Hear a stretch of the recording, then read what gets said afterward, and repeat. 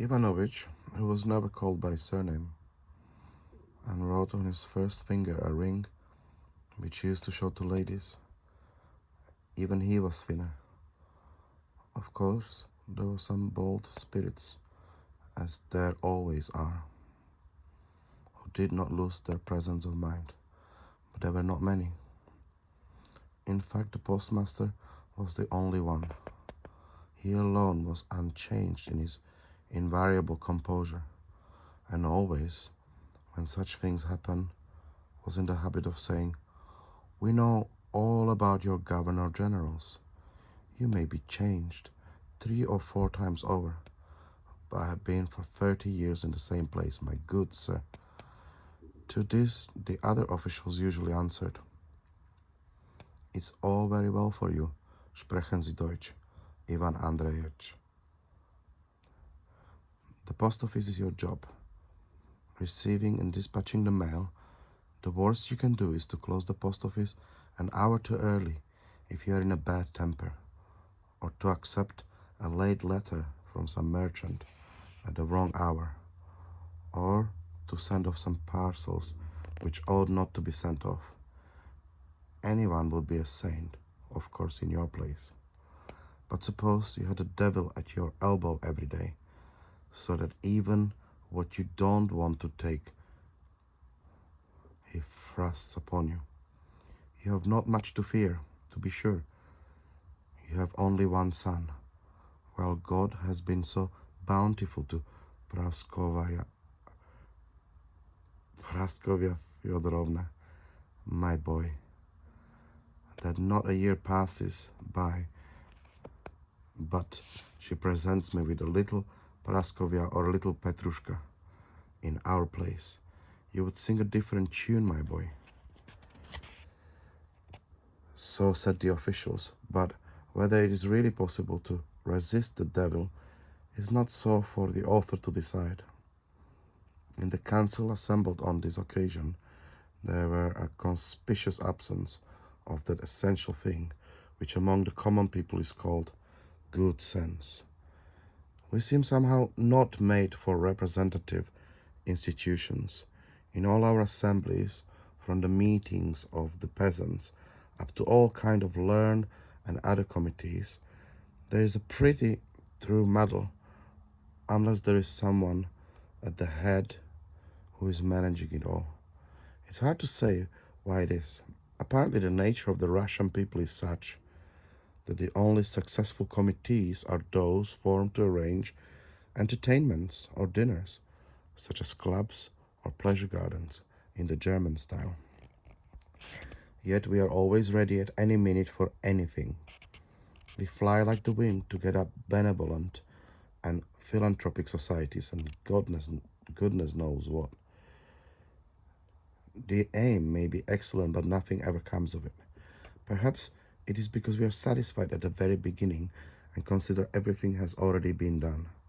For instance, after organizing a society for the benefit of the poor and subscribing a considerable sum, we immediately spend half of the fund subscribed on giving a dinner to all the worthies of the town in celebration of our laudable enterprise.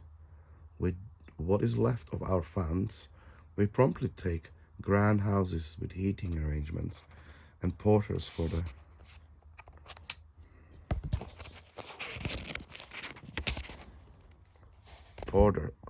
use of the committees, after which 5 rubles and half is all that is left for the poor. And over the distribution of the sum, the members of the committee cannot agree, each one urging the claims of some crony of his own. The committee that met on this occasion was of quite another kind. It was formed through urgent necessity. It was not a question of the poor or of outsiders at all. It concerned every official personally. The occasion was a calamity which threatened all alike, and so the meeting should have been more anonymous and more united. But for all that, the result was awfully queer, to say nothing of the differences of opinion that crop up at every meeting, and inexplicable indecisiveness was apparent in the views of all present. One said that Tichikov was a forger of government notes, and then added, though perhaps he isn't a forger. Another declared that he was an official in the Governor's General's office, and at once went on, though the devil only knows it is not branded on his forehead. All were opposed to the suggestion that he was a brigand in disguise. They considered that besides his appearance, which was highly respectable, there was nothing in his conversation to suggest a man given to deeds of violence. All at once, the postmaster, who had been standing for some minutes lost in meditation, cried out suddenly from some inspiration or from something else. Do you know who is he? Do you know who he is, my friends? There was something so striking in the voice in which he uttered this, that it made them all cry out with one voice, "Who?" "He is no other than Captain Kooeykin, gentlemen." And when they all instantly asked with one voice, "Who is Captain Kooeykin?" the postmaster said, "Why, don't you know who Captain Kooeykin is?" They all answered that they did not know who Captain Kooeykin was. "Captain Kooeykin," said the postmaster, opening his snuff-box only a little way, for fear that some of his neighbors should take a pinch with fingers in whose cleanliness he had no confidence. He was, indeed, in the habit of saying, "We know, my good sir, there is no telling where your fingers have been, and snuff's a thing that must be kept clean." "Captain Kooeykin," he repeated, as he took a pinch. "Why, you know, if I were to tell you, it would make a regular romance after fashion. Very interesting to another author." Everyone present expressed a desire to hear this story, or as the postmaster expressed it, a regular romance after fashion. Very interesting to any author, and he began as follows.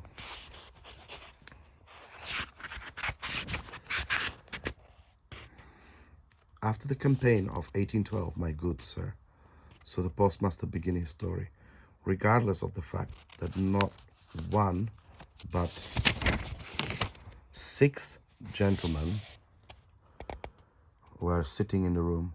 "After the campaign of 1812, Captain Kooeykin was sent back with the wounded, a hot-headed fellow, as whimsical as the devil.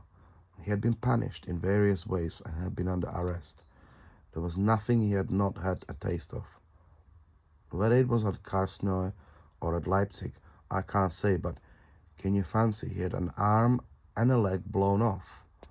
Well, at that time, no arrangements had been made, you know, about the wounded. That, what do you call it, pension fund for the wounded was only set going.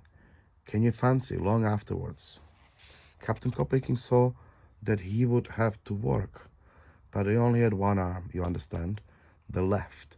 He went home to his father's. His father said, 'I can't keep you, I can scarcely, only fancy, get a crust of bread for myself.'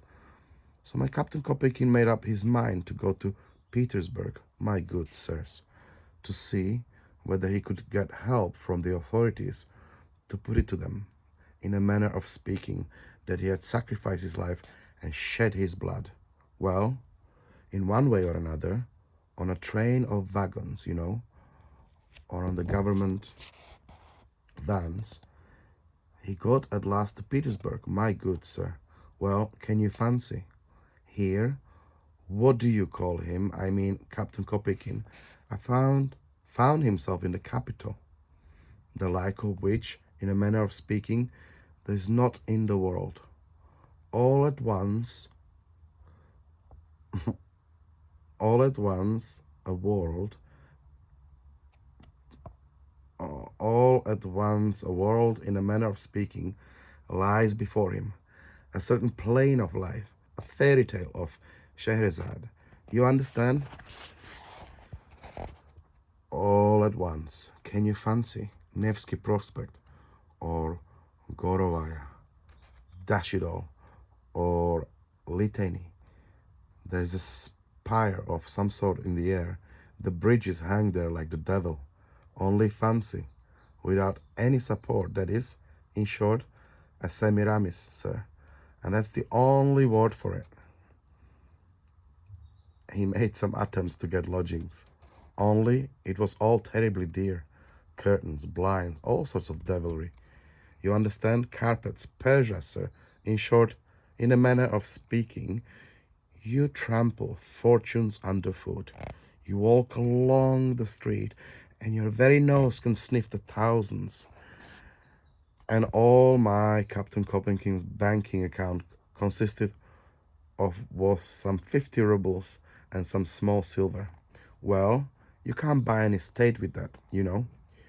You might buy one, perhaps, if you added 40,000 to it, but you would have to borrow the 40,000 from the King of France. Well, he found a refuge in a tavern for a ruble a day, dinner, cabbage soup, a piece of beefsteak. He sees it won't do to stay there long. He makes inquiries where he is to apply. Where are you to apply, they say? The high authorities are not in Petersburg yet. They were all in Paris, you understand. The troops had not come back yet. But there is a temporary committee, they tell him. You had better try there. Maybe they can do something. I'll go to the committee, says Kooeykin. I'll say what I have, in a manner of speaking, shed my blood, that, in a sense, I have sacrificed my life. So, sir, getting up early,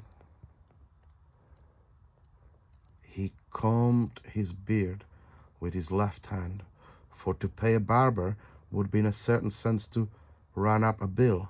He pulled on his shabby uniform and stamped off, only fancy, on his wooden leg, to the chief of the committee. He inquired where the chief lives. Over yonder, they tell him, a house on the embankment, a poor hovel, you understand? Glass panes in the windows, only fancy, mirrors 10 feet across, marbles, footman, my good sir, in fact, enough to turn you giddy. A metal handle on the door, a luxury of the highest class, so that one would have to run to the shop, you know, and buy a hupworth of soap and scrub away at one hand for a couple of hours, in a manner of speaking, and then perhaps one might venture to take hold of the handle. A porter at the door, you understand, with a stick in his hand, a face like a count's, a cambric color like some fat, overfed pug dog. My Kooeykin dragged himself somehow on his wooden leg into the reception room, squeezed himself into a corner for fear he might jerk his elbow against some American or Indian, only fancy gilt china vase of some sort. Well, I need hardly say he had to wait till he had had enough, for he arrived in the hour when the chief was, in a manner of speaking, just getting out of bed, and his valet had just brought him a silver basin for washing and all that. Don't you know, Mr. Kooeykin waits for 4 hours. Then the clerk on duty comes in and says the director will be here directly. And the room was full up by then with epaulets and shoulder knots, as many people as beans on a plate. At least, my good sir, the director comes in. Well, can you imagine? The director, in his face, so to say. Well, in keeping, you understand, with his position and his rank. Such an expression, you know. He had a tip-top manner in every way. He goes up first to one and then another to another. What have you come about? What do you want? What is your business? At last, my good sir, he goes up to Kooeykin. Kooeykin says one thing and another. I have shed my blood. I have lost my arms and legs. I can't work. I make bold to ask, will there not be some assistance, some sort of an arrangement in regard to compensation, so to speak, a pension or something? You understand? The director sees that the man has got a wooden legs and that his right sleeve is empty and pinned to his uniform. Very good, he says. Come again in a day or two. My Kooeykin is highly delighted. Come, he thinks. The matter's settled.